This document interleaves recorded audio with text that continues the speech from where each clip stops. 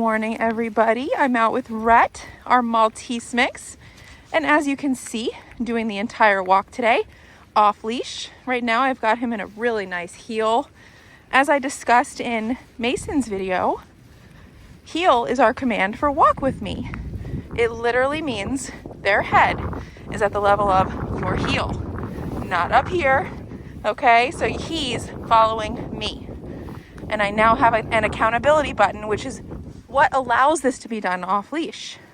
So before, it was just constant restraint on a leash. He's pulling as hard as he can. He's dragging people everywhere, and you're just holding him back. Now, we've actually got some training, which is why we're able to be out with him without holding on to the leash.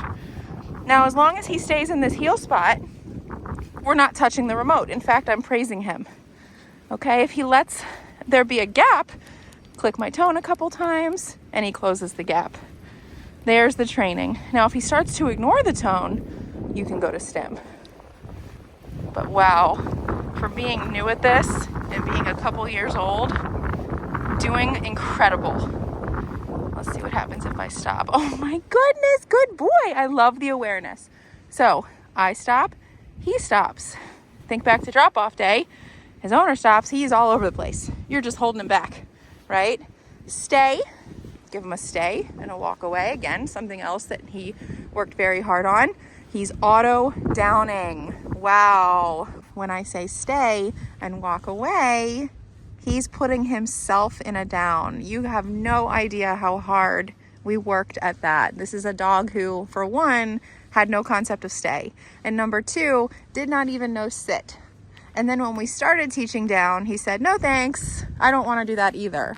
And now to the point where he's putting himself in that because he thinks that's what we want. That is incredible. So notice I'm able to walk around, add some distance, and he is holding himself in that down. Now, as I talked about in Mason's video, we now have an accountability button where I can praise him when he's doing the right thing. Good boy. But that doesn't help you if he's breaking the command. So if he breaks the command, you now can say, oh no, wrong choice, buddy. Click the button, repeat the command. Now you have a down stay. All right, you're just doing so good. Let me show you that recall. I know recall was of utmost importance with these dogs. They could not be trusted off leash. Let me show you what we've done. So recall, we use the verbal, C-O-M-E, paired with the tone. It beeps by his ear. It works up to a half a football field away.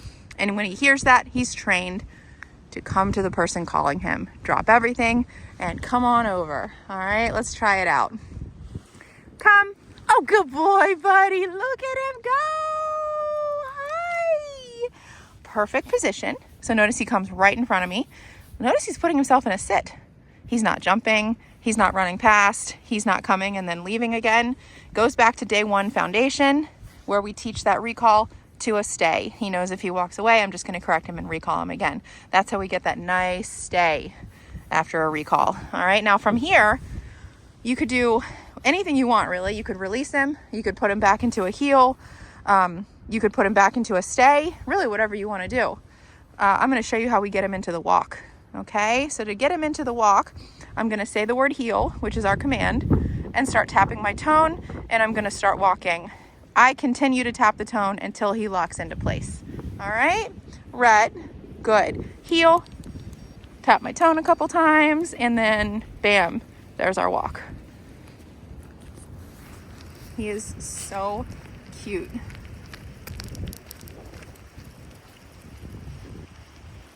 Beautiful.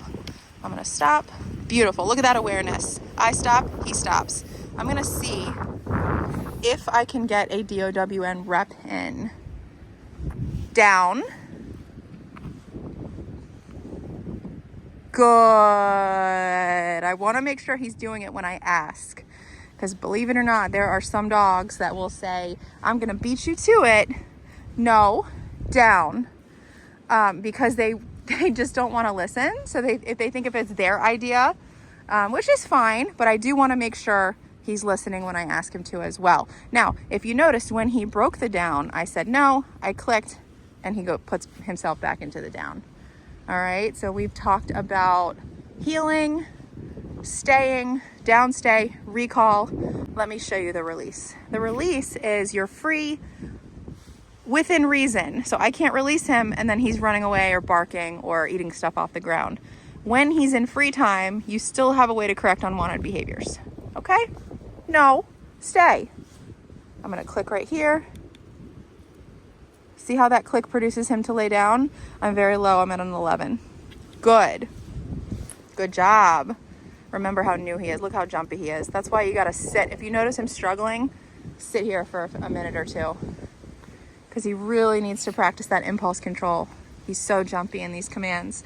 Now, he's come a long way, but he still has a long way to go. Whereas Mason is more settled in the command. Good. Break. Good job. All right, we've just approached the front door and I wanted to show you the work we've done around thresholds with him. Notice when I open the door, he's not just barreling through. We've actually created some awareness, and this should be done at every threshold: crate, car door, gate, front door, any door. Okay, we never want our dogs just barreling through. So notice he's not assuming he can walk through. He's waiting patiently even though I've stepped in. Good, there's that eye contact. Rhett. Break. Good job, buddy. Place. Tap the tone. Place. New bed. Good boy. I used the tone there to initiate movement onto the bed.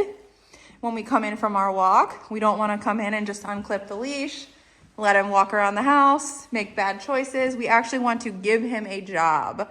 So we come in and we go to our place bed. That is our routine here. It becomes default. Notice he puts himself in the down. If he hadn't put himself in the down, all I would do is ask for him to down. Click if he doesn't, praise if he does, and he can stay here as long as you want him to. Good boy.